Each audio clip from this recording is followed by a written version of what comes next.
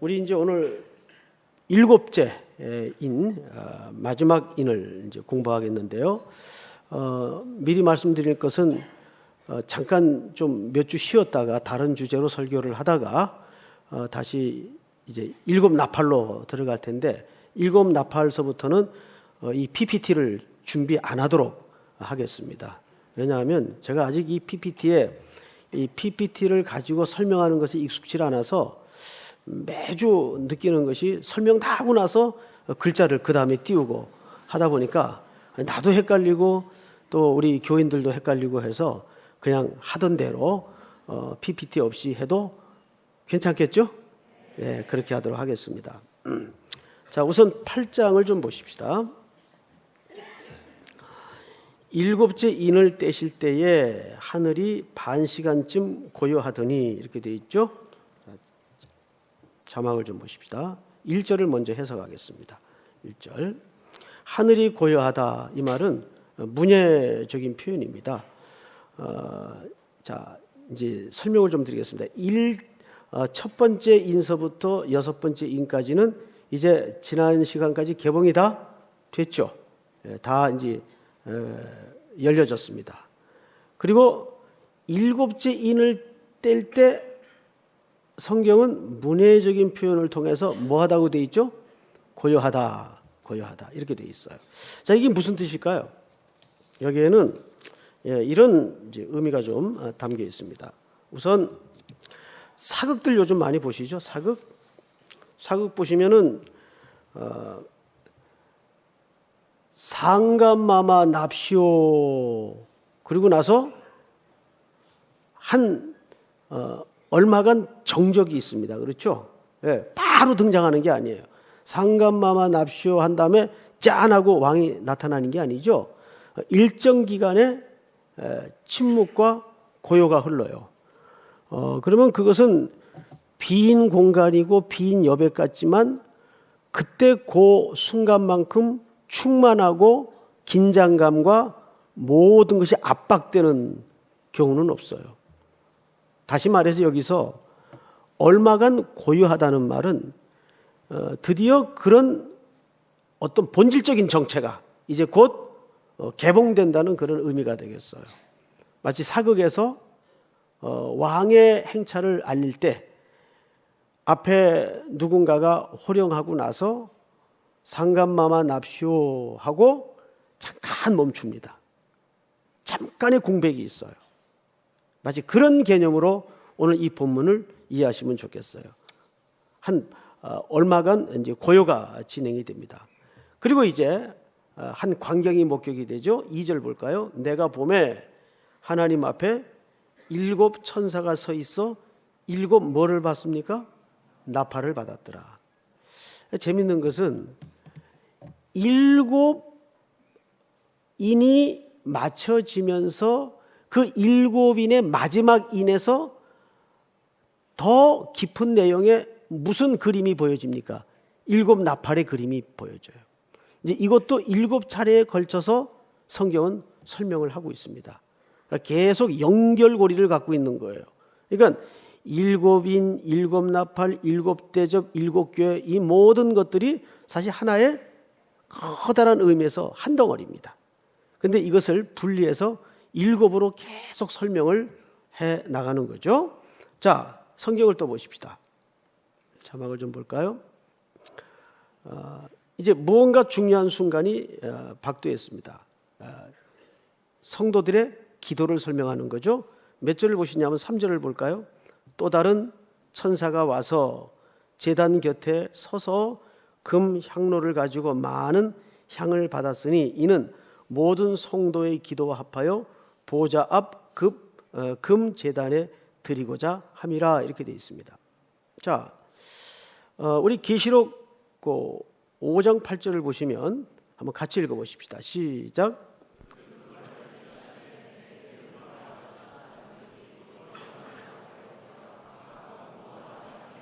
가득한 금 대접을 가졌으니 이 향은 성도의 기도들이라.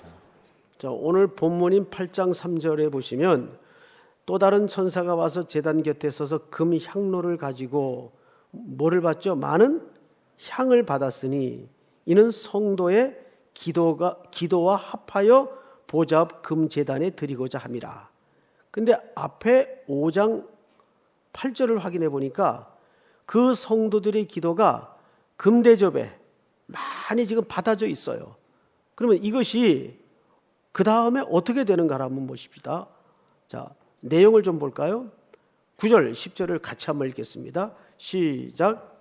다섯째 인을 떼실 때에 내가 보니 하나님의 말씀과 그들이 가진 증거로 말미암아 죽임을 당한 영혼들이 제단 아래에 있어 큰 소리로 불러 이르되 거룩하고 참되신 대주제여 땅에 거하는 자들을 심판하여 우리를 갚아주지 아니하시기를 어느 때까지 하시려 하나이까. 자, 이 기도의 내용을 보니까 성도들의 기도인데 원한이 있는 기도예요. 그리고 그 기도는 오늘 6장 9절 10절을 보니까 아직 응답이 됐습니까? 안 됐습니까? 응답이 되질 않았어요. 아직 어떤 원한을 갖고 있는 기도인데 응답이 되지 않은 기도예요. 근데 그 기도가 정말 응답이 되지 않나요? 오늘 3절을 보니까 이렇게 돼 있죠. 3절 눈을 돌려 본문을 좀 보십시다. 또 다른 천사가 와서 제단 곁에 서서 금 향로를 가지고 많은 향을 받았으니 이는 모든 성도의 기도와 합하여 보좌 앞 금 제단에 드리고자 함이라. 향연이, 자 4절을 다 같이 읽습니다. 시작. 향연이 성도의 기도와 함께 천사의 손으로부터 하나님 앞으로 올라가는지라. 자, 드디어 기도가 누가 앞에 올려집니까? 하나님 앞에 천사들에 의해서 이제 올려집니다. 근데 이 기도는 어떤 기도였어요? 응답되지 않은 어떤 원한을 갖고 있는 기도였어요. 자, 5절을 같이 한번 읽겠습니다. 5절 다 같이 시작. 천사가 향로를 가지고 제단에 불을 담아다가 땅에 쏟으니 우레와 음성과 번개와 지진이 나더라. 아멘. 제단에 불을 담아다가 땅에 쏟습니다. 그리고 이제 나타나는 현상을 한번 볼까요? 우레, 음성, 번개, 지진 이런 것들이 등장합니다. 이것을 이제 자막을 통해 좀 설명을 드릴게요. 여기에 보시면 우레, 음성, 번개, 지진 이것은 두 가지를 설명합니다. 하나님의 임재와 종말적 그림을 얘기합니다. 자, 우리가 이 부분은 워낙 기니까 한번 직접 좀 찾아볼까요? 시편 73편을 한번 다 같이 열어봅니다. 시편 73편. 이건 거의 성경 전체를 봐야 되니까 직접 좀 찾겠습니다.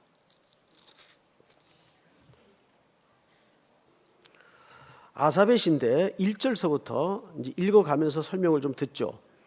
하나님이 참으로 이스라엘 중 마음이 정결한 자에게 선을 행하시나 나는 시작. 나는 거의 무너질 뻔하였고 나의 걸음이 미끄러질 뻔하였으니. 자, 이 시인은 어떤 신앙적인 혼란으로 크게 하나님 앞에 넘어질 뻔했어요. 그거를 그 결말을 본 후에야 진의에 대해서 신앙 고백처럼 시로 표현을 한 겁니다. 나는 거의 넘어질 뻔했다. 나의 걸음이 미끄러질 뻔했다 뜻입니다. 왜? 3절 다 같이 시작. 그는 내가 아들의 형통함을 보고 이만한 죄를 질투하였습니다. 네, 자 앞을 잠깐 보십시다.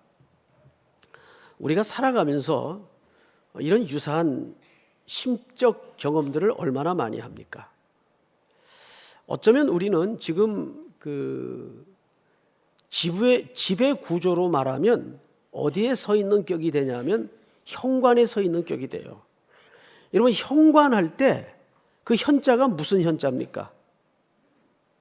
현자. 현자를 한자로 가만히 보시면 누에가 누에고치 아시죠? 그 녀석이 실을 뽑기 위해서 꼬물꼬물하는 그림을 한자가 갖고 있습니다. 그래서 가물가물하면서 누에고치에서 실이 나오는 장면 같아요. 그래서 그 현자가 무슨 현자입니까? 예, 가물현, 가물가물하다 그 뜻입니다. 마치 누에가 실을 뽑듯. 그리고 그 누에가 그 현상을 깨고 탈바꿈을 해야 뭐가 이루어집니까? 나비가 되죠. 나비가 돼요. 그래서 현관은 안과 밖을 구분하는 어정쩡한 장소입니다. 그렇죠? 여기도 아니고 저기도 아니고. 우리의 지금 현재 걸음이 그런 위치에 서 있을 수 있어요. 그런데 반드시 이걸 통과해야 됩니다. 이 현관을 통과해야 더 깊숙한 내부의 세계로 들어갈 수가 있어요. 그래서 어느 프랑스 인류학자는 이런 현관을 가르쳐서 리멘, 이 라틴 말로 리멘, 이게 현관이라는 말인데 글을 하나 썼죠. 이 현관을 주제 통과 의례라는 글을 씁니다. 통과 의례. 그러니까 우리는 이 세상에 살면 마치 그 어정쩡한 현관에 서 있는 격이 됩니다.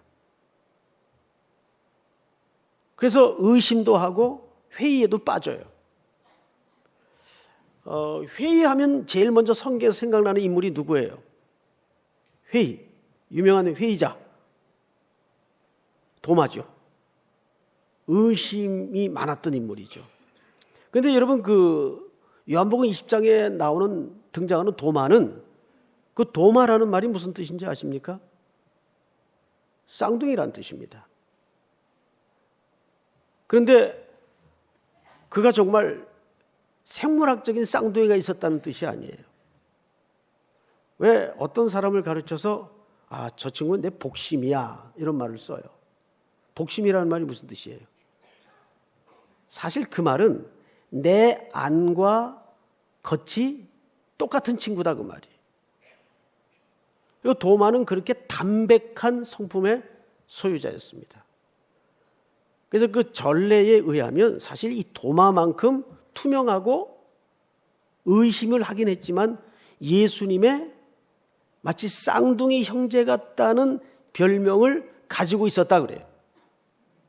근데 그런 모든 것들이 어디서 생성되고 만들어진 걸까요? 회의의 과정을 거쳐서 만들어집니다. 그러니까 회의 자체는 나쁜 게 아니에요. 물론 그런 과정 없이 신앙에 입문하는 경우도 있어요. 그리고 그렇게 신앙생활을 쭉 해나가는 친구들도 있어요. 그런데 거의가 젊은 날 한두 번쯤은 깊은 회의를 경험합니다.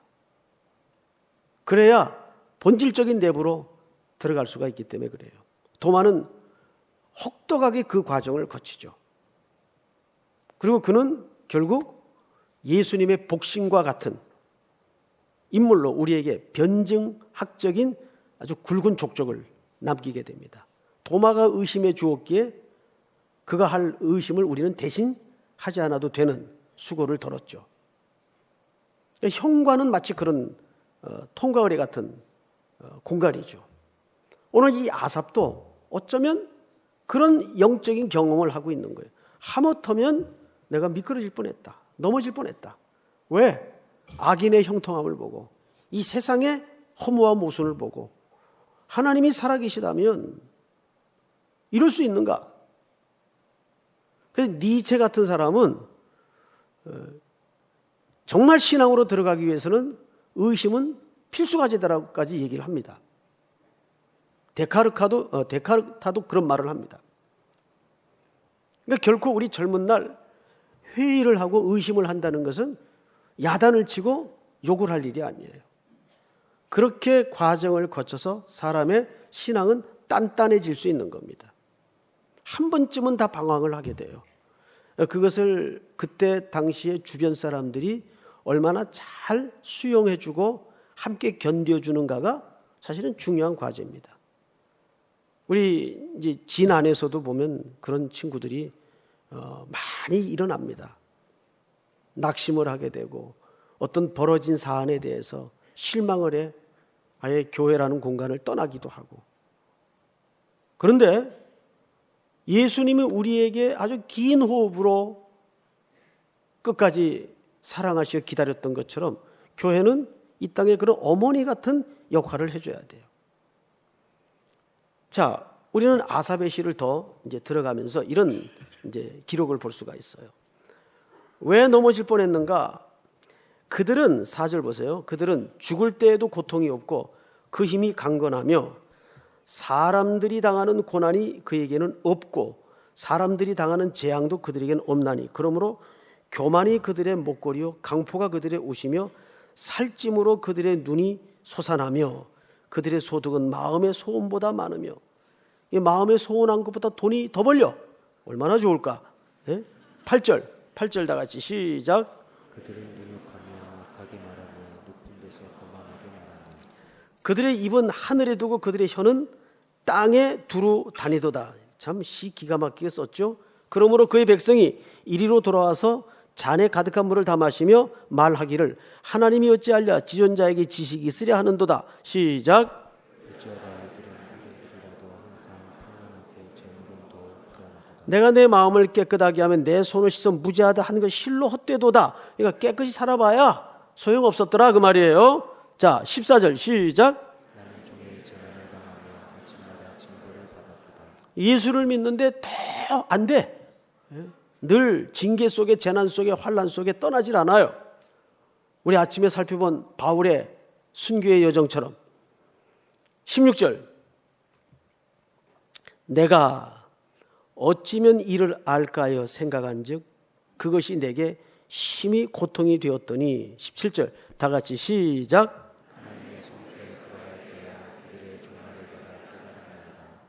어디에 들어갈 때예요? 여러분 이 하나님의 성소가 꼭 장소적인 것으로만 이해를 해서는 안 됩니다. 이 성소라는 말이 미크다시라는 말인데 여기에서 카다시가 등장을 해요. 카다시가 뭐예요? 영광이에요. 영광. 뭘 보고서 뭘 경험하고서야 그 모든 것의 종말을 보게 된 겁니까? 하나님의 영광. 하나님의 영광. 요한복음 기자가 뭐라고 기록을 했죠? 너희가 믿으면 하나님의 영광을 보리라. 보리라. 그래서 신앙은 결국 믿음의 세계예요. 여기 성소에 들어갈 때 미크다시 들어갈 때에야 비로소 그들의 종말을 내가 보게 되었다. 그 하나님의 영광을 만나고서야 내가 그 끝을 알게 되었다 그 말이죠. 17절을 한번 다시 같이 읽겠습니다. 시작. 하나님의 성소에 들어갈 때야 그들의 종말을 내가 깨달았나이다. 주께서 참으로 그들을 미끄러운 곳에 두시며 파멸에 던지시니 그들이 어찌하여 그리 갑자기 황폐되었는가 놀랄 정도로 그들은 전멸하였나이다. 시작. 주여 사람이 깬 후에는 꿈을 무시함같이 주께서 깨신 후에는 그들의 형상을 멸시하시리이다. 내 마음이 산란하며 내 양심이 찔렸나이다. 시작. 내가 이같이 오면 무시함으로 주 앞에 짐승이오나 내가 항상 주와 함께하니 주께서 내 오른손을 붙드셨나이다. 시작. 주의 영으로 나를 인도하시고 후에는 영광으로 나를 영접하시리니 하늘에서는 주 외에 누가 내게 있으려 땅에서는 주밖에 내가 사모할이 없나이다. 시작. 내 육체와 마음은 쇠약하나 하나님은 내 마음의 반석이시고 영원한 빛이시라. 무릇 주를 멀리하는 자는 망하리니 음녀같이 주를 떠난 자를 주께서 다 멸하셨나이다. 다 같이 시작. 하나님께 가까이함이 내게 복이라. 내가 주 여호와를 나의 피난처로 삼아 주의 모든 행적을 전파하리이다. 믿습니까? 오늘 우리가 요한계시록에서 살펴본 바가 뭐죠? 원한에 가득한 기도였어요. 그러다가 숨져간 영혼들이 제단 안에서 아직도 우리의 때를 신원치 않기를 언제까지 하시겠습니까? 부르짖는 기도가 있었어요. 그런데 오늘 마지막 7번째 인을 뗄 때에 하늘에서 종말적 그림을 보이면서 하나님의 금대접과 향로가 쏟아집니다. 제단에 쏟아져요. 그 제단은 바로 어린 양이 죽임을 당했던 제단입니다. 그 제단에 쏟아지고서야 모든 성도들의 한 맺힌 기도가 응답이 되는 풍경을 우리가 여기서 만나는 겁니다. 자, 그러면 이거를 신약으로 넘어가서 누가가 우리 한 주간 동안 새벽에 이 본문을 한번 본 적이 있는데 또 새벽에 못 나오신 분들을 위해서 그 본문을 다시 한번 확인을 좀 해볼 필요가 있습니다. 우리 누가복음 18장을 다 여세요. 누가복음 18장.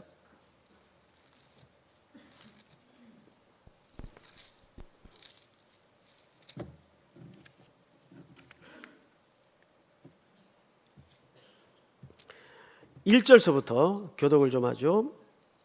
예수께서 그들에게 항상 기도하고 낙심하지 말아야 할 것을 비유로 말씀하여 시작.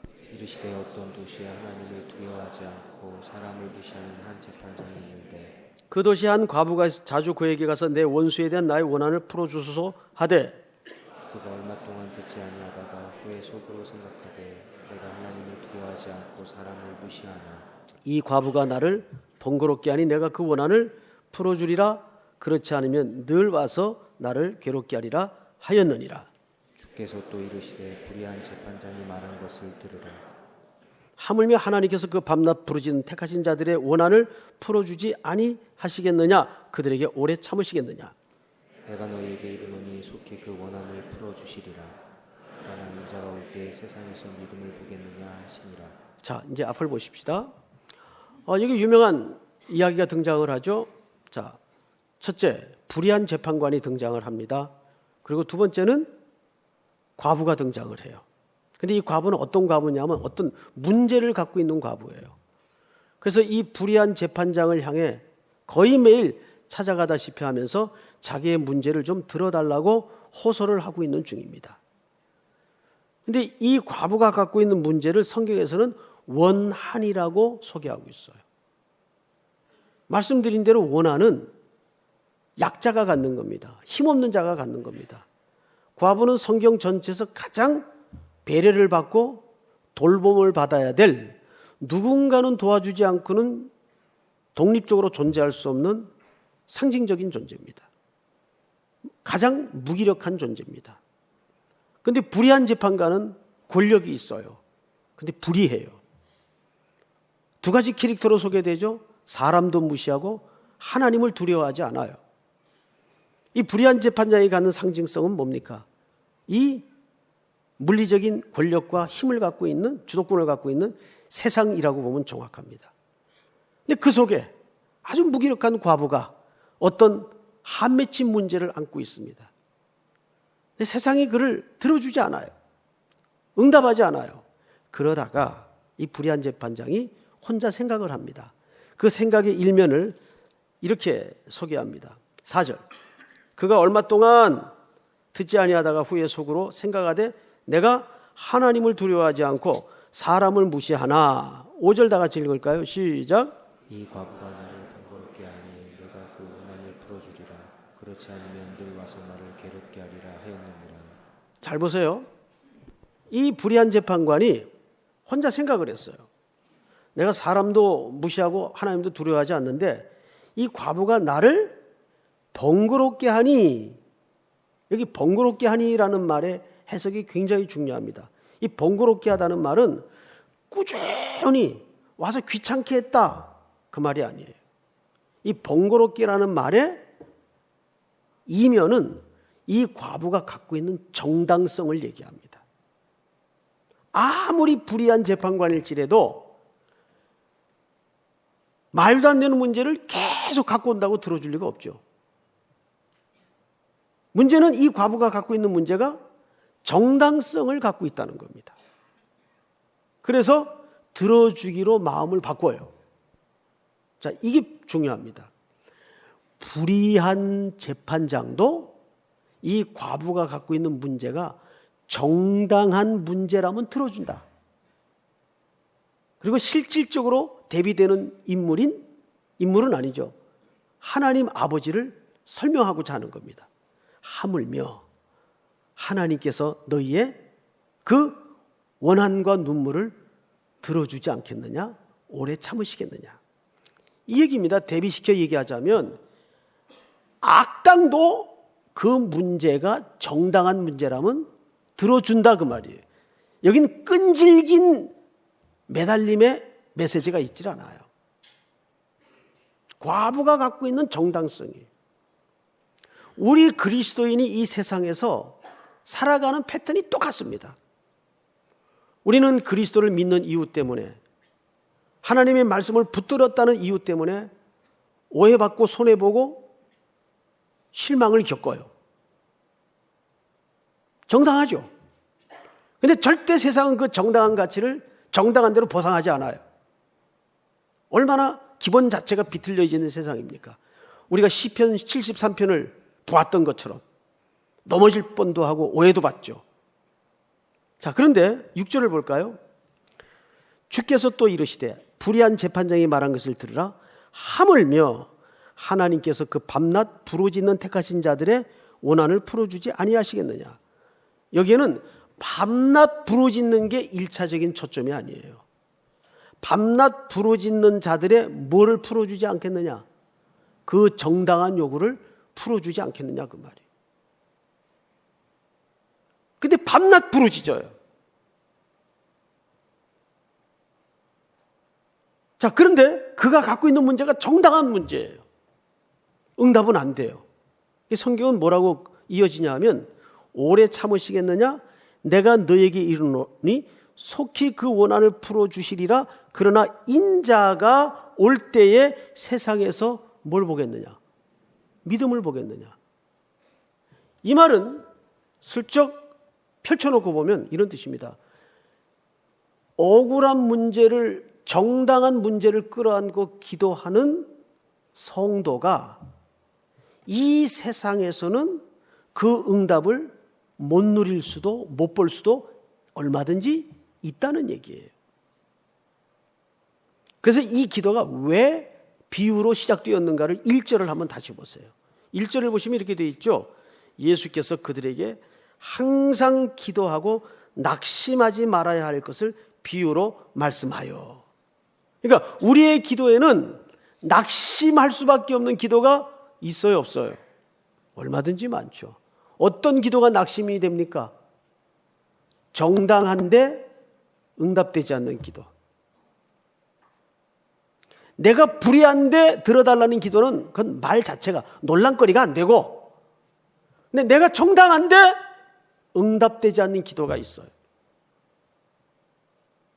그래서 낙심하지 말라는 거예요. 왜? 불의한 재판관도 정당한 근거를 가지고 있다면 들어줄 수밖에 없다. 하물며 하나님께서 너희들의 정당한 기도를 오래 참으시겠느냐. 인자가 올 때에, 인자가 올 때는 언제를 가리킵니까? 종말적 그림이에요. 믿음을 보겠느냐. 이런 거죠. 우리의 기도는 내가 살아있는 동안 내 눈앞에서 결실할 수 없고 꼽힐 수 없을 수도 있어요. 하나님의 시간표와 계획에 따라서. 그건 그분의 주권에 달려있는 겁니다. 기도응답의 방법과 시간은. 근데 진짜 중요한 것은, 그래서 우리는 낙심치 말고 기도해야 된다는 데 초점이 있는 거예요. 왜? 응답되지 않는 기도는 없다 그 말이에요. 그것이 오늘 우리가 계시록에서 만난 정확한 그림입니다. 아직도 제단 밑에는 그 원한을 풀지 못한, 그리고 억울하게 숨져간 성도들의 부르짖음이 6장까지만 해도 가득했어요. 그런데 종말적 사인을 담은 우레 번개 지진과 함께 하늘에서 금양로가 쏟아집니다. 드디어 하나님께서 응답하는 놀라운 일들이 목도되는 거죠.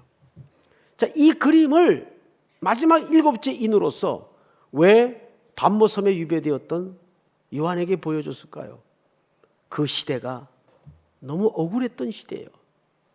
성도들에게는 사는 것 자체가 억울한 삶이었어요. 고난이 가득한 삶이었고 박해를 피해갈 수 없었던 시대였습니다. 그렇게 정말 우리 눈으로 계산하고 보기에는 너무도 헛되이 죽어가는 영혼들이 많았습니다. 그런데 천상에 보여준 그림을 보니까 헛되지 않았더라고요.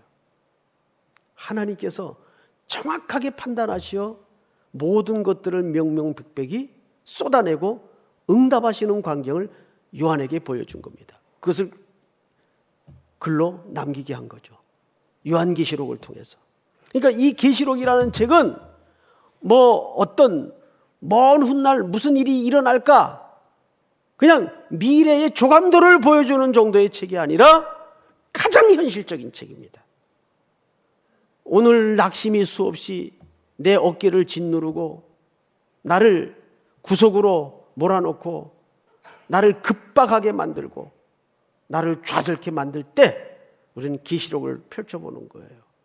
과연 누구에게 궁극적인 승리가 돌아갈 것인가? 그래서 그리스도인들의 삶은 이겨놓은 싸움을 하고 있는 겁니다. 이미 십자가에서 이겨놓은 싸움을 하고 있는 거예요. 믿습니까? 그래서 우리는 오늘 일곱째 인을 마치면서 이 일곱째 인의 세 가지 결론을 보면서 말씀을 좀 마치도록 하겠습니다.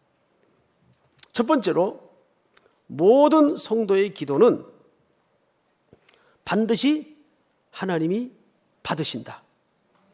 자, 따라서 할까요? 모든 기도는 반드시 하나님이 받으신다. 역사의 신뢰를 하나 들까요? 400여 년 동안 히브리 노예들은 애굽에서 계속 그 고통 속에, 고난 속에, 풀무의 역사 속에 부르짖었어요. 400년을. 모세의 시대가 왔을 때 하나님은 모세에게 이렇게 일렀습니다. 내가 그 백성들의 고통을 정령히 보고 그들의 부르짖음을 듣고 그들의 우고를 안다. 보고 듣고 안다 라고 얘기했습니다. 아는데 왜 400년 긴 세월을 그 혹독한 고난의 역사에 그냥 방치하셨나요? 성경은 우리에게 더 중요한 얘기를 합니다. 아브라함과 이삭과 야곱에게 하신 언약을 기억하사. 아브라함에게 하셨던 언약이 뭡니까? 4대 만에 고향 땅으로 돌아오게 될 것이다. 이것이 하나님의 아브라함에게 하셨던 계획이었어요. 하나님은 자신이 하신 말씀대로 역사의 스케줄을 운영해 가십니다. 우리의 사정에 따라 시간표를 바꾸시는 분이 아니에요. 제가 어젠가 그제 우리 교육자들 아침에 경건회를 하면서 그런 얘기를 했어요. 여러분, 지금 교육자들이 많이 힘듭니다. 여러분 아시잖아요. 많이 힘들어요. 안팎으로 우겨쌈을 당하면서 지금 어느 때보다도 가장 혹독하게 욕을 먹고 있어요. 많이 힘들어요. 저 있는 건 아무것도 아니에요. 옛날부터 계시던 분들이 많이 힘들어요. 그런데 이런 얘기를 했어요. 지금은 우리가 아팠던, 아픔을 주었던 그들과 함께 충분히 우리 교육자가 아파야 된다. 그 시간이 끝날 때까지 우리가 그걸 겪어내야 된다. 좀 마음 아프지만 그런 이야기를 나눴습니다. 지금은 우리의 무슨 변명이나 이유를 댈 수 있는 시간이 아니다. 그럴 것도 없지만 지금은 우리 교육자들이 충분히 그들의 아픔을 같이 아파해야 되는 시간이다. 그 외엔 딴 얘기하지 마라. 그게 제 개인적인 관점입니다. 그러니까 하나님의 시간표는 우리의 사정과 형편을 따라 움직이는 분이 아니라 그분의 시간표와 그분의 계획을 따라 움직이는 분입니다. 하나님이 백성들의 고통을 모르셨나요? 그들의 눈물을 못 보셨나요? 그들의 기맥힌 우고를 알지 못하셨나요? 아니요. 아시고 보시고 들으셨다 그랬어요. 그런데 왜? 하나님의 시간표가 있었기 때문에. 아브라함에게 하신 약속을 따라서 내가 너를 보낸다. 이때 우리에게 필요한 게 뭐죠? 이때 우리에게 필요한 게 믿음이에요. 믿음이라는 것은 내 확신과 내 의지가 믿음이 아니에요. 하나님의 시간표를 따라 바라는 게 믿음이에요. 믿습니까? 그래서 여러분 제가 팁을 하나 드릴게요. 저는 기도하기 전에 거의 속으로라도 꼭 부르는 찬양이 하나 있어요. 이게 뭐냐면 이 찬양 다 아실 겁니다. 빛나고 높은 보좌와 그 위에 앉으신 주 예수 얼굴 영광이 해같이 빛나네. 지극히 높은 위엄과 한없는 자비를 무천사 소리 합하여 늘 찬송드리네. 영죽을 나를 살리려 그 영광 떠나서 그 부끄러운 십자가 날 위에 지셨네. 나 이제 생명 있음은 주님의 은혜요 저 사망 권세 이기니 큰 기쁨 넘치네.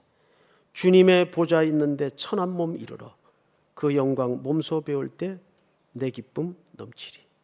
이게 찬송가 27장에 아주 잘 알려진 찬송이죠. 우리 나적한 음성으로 한번 27장 찬송 한번 해볼까요? 빛나고 높은 보좌와 그 위에 앉으신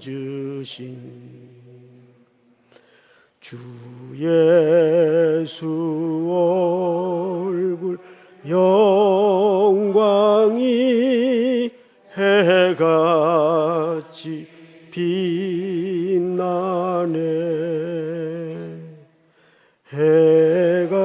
해같이 빛나. 우리 한번 눈을 감고서 빛나고 높은 보좌와 높은 보좌와 그 위에 앉으신 주 예수 얼굴 영광이 해같이 빛나네. 얼굴 영광이 해같이 빛나. 주님의 보좌 있는데 천한 몸 이르러 주님의 보좌 있는데 천한 몸 이르.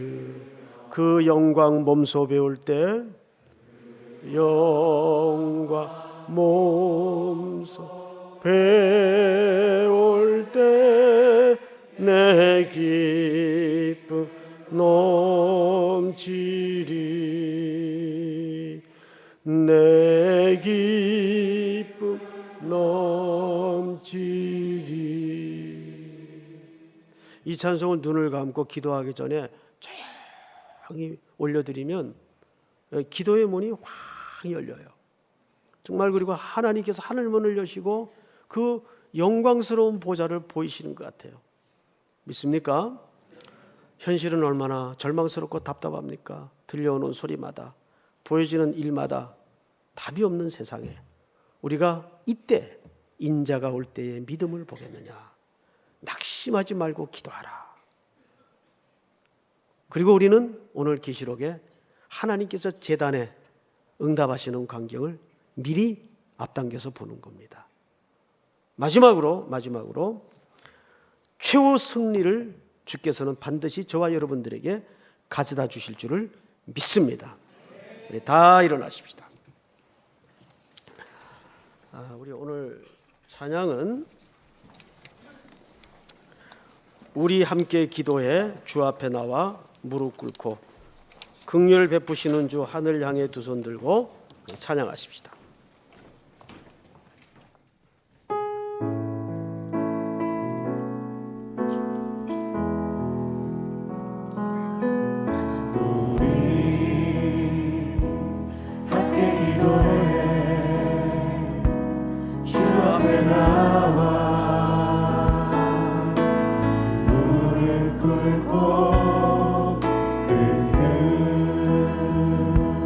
베푸시는 주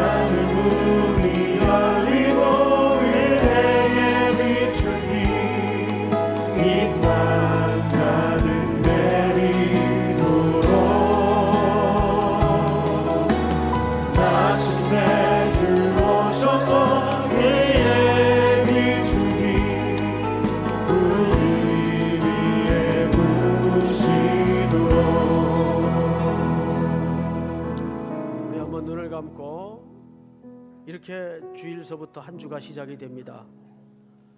3월을 여는 첫 주일, 이제 저녁 예배까지 우리가 드리고 또 한 주를 시작합니다. 오늘 종일 이곳에 머물며 예배드리며 주께서 나에게 깨닫게 하시고 주셨던 말씀을 기억합시다. 오전에는 예수의 흔적, 하나님 내 평생을 걸쳐 예수의 흔적이 드러나게 하여 주시옵소서. 그리스도의 스티그마. 두 번째는 이제 고난주간이 두 주 앞으로 다가왔죠. 2016년을 맞이하는 고난주간은 이제는 머뭇거리던 현관에 있는 어정쩡한 시간이 아니라 예수 그리스도의 심장 깊숙이 그 영광스러운 빛난 보좌로 들어가는 고난의 준비가 이루어지도록 도와주시옵소서. 특별 새벽 기도회를 통해서 보혈의 공로를 의지하라. 어디서나 만날 수 있는 익숙한 구호 같지만 이것이 내 인생의 구호로 머물지 않도록 도우시고 선언으로 머물지 않도록 도우시고 내 모든 삶의 자국마다 보혈의 공로만 의지하게 하여 주시옵소서.